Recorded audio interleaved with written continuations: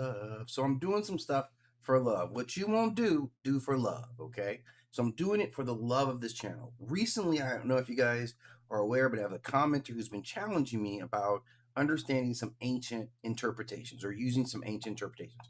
So I want to actually go and find out what real scholarship says about ancient translations. So I found this, and this is from the Modern Language Association. I think these guys might know what they're talking about. And this specific article is entitled Evaluation Translations for Scholarships, Guidelines for Peer Review. Now, this is going to be important. Now, their definition is pretty blunt. For a thorough and equitable evaluation, a translation must be read by at least one reviewer who has both a mastery of the source language and the target language, who can thus compare the translations with possibilities, okay, with source text.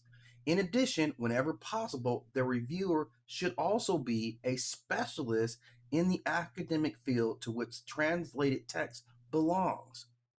Now, what this calls for is that the evaluator must master the source language, master the target language, compare the languages directly against the source text, and ideally possess a subject area expertise.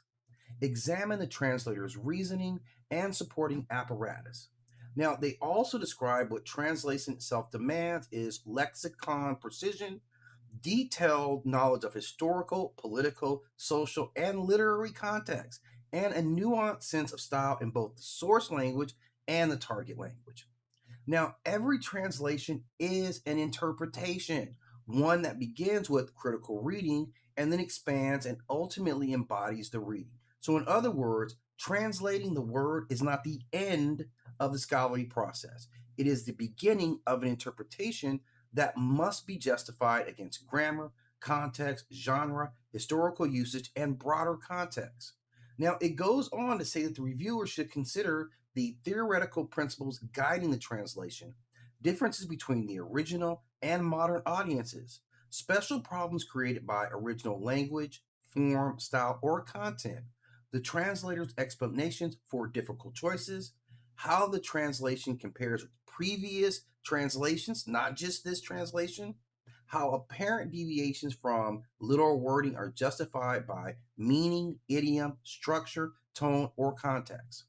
Now, most importantly, the MLA does not say that the reviewer simply translates the disputed word independently and declares a published translator wrong. It says evaluation requires comparison with the complete source and the examination of the translator's documented decisions. This is very important. Now, specifically for ancient texts, Oxford's definition of textual criticism supplies a stage that becomes before translations. Textual criticism is the discipline that examines whatever witness to an ancient text are available and tries to identify errors in its transmission insofar as possible to establish its original form. Now, this matters because the original text presented online may oftentimes be the product of scholarly reconstruction. Ancient Greek and ancient Roman, generally, their original texts generally have not survived. So scholars compare manuscript copies, right? Identify accumulated errors and alterations, and produce a critical edition before interpreting and translating. This is from the Oxford Handbook of Greek and Latin Contextual Criticism, if you need that cited source, which I'm going to drop in here for you.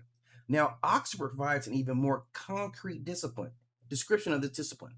The academic discipline of textual criticism examines the differences between versions of the same writing, often with the aim of establishing the earliest form of a text. So even translated forms are valid in evaluating other translated forms. You don't do this stuff in a vacuum. It says that the relevant evidence includes surviving copies of the original language, ancient translations, quotations and extractions in other ancient works, variant readings between manuscripts, a, a, a systematic comparisons of witness, a critical apparatus documenting all these variants. Oxford then states that when renderings differ, further analysis is required to establish whether they are based on the same readings or reflect differences between their very sources. Now, this directly defeats the idea that two different English translations automatically prove one translator is mistranslated something. First, scholars must determine whether the translators were even working from the same reconstructed Greek text or manual. This comes from the Oxford Handbook of Latin Bible. Okay. Now, in Ancient Language Methodology and Practice, a scholarly volume edited by Egyptologist Pomeranian and historian of mathematics Annette Imhausen specifically examines translating ancient Egyptian, Mesopotamian, Greek, and Roman technical texts. In modern theology, this was we summarized in the Bryn Mawr Classical Review. The review says its works requires knowledge of, let me get it, the particular field of study, as well as the philosophy and culture of the language in which the ancient text was written.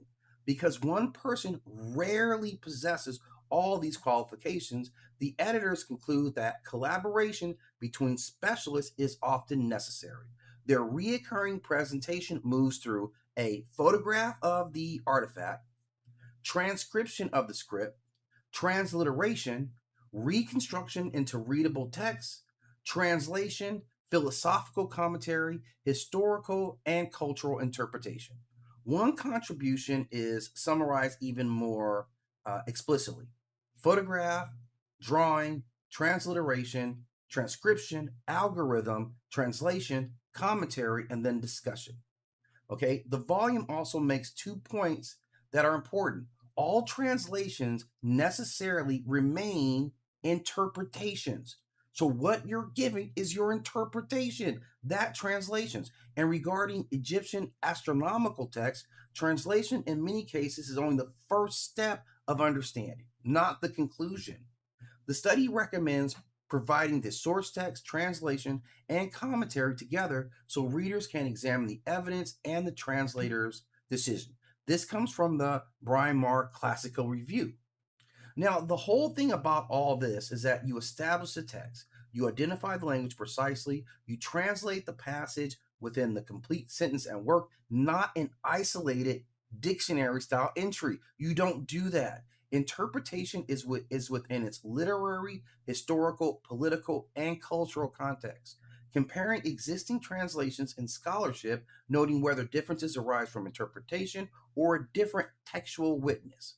Documents difficult choice. You have to document your difficult choices through notes, commentary, and citations, and critical apparatus. You have to submit the work to qualified reviewers who know both the languages and ideally specialize in the relevant history or literary field, revise or defend the interpretation in response to expert criticism.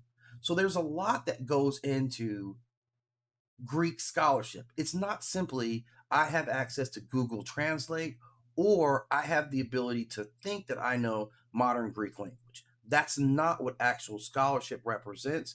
This is proof. This is actual evidence. These are not my words, and you can look up every single source that I listed for your own review.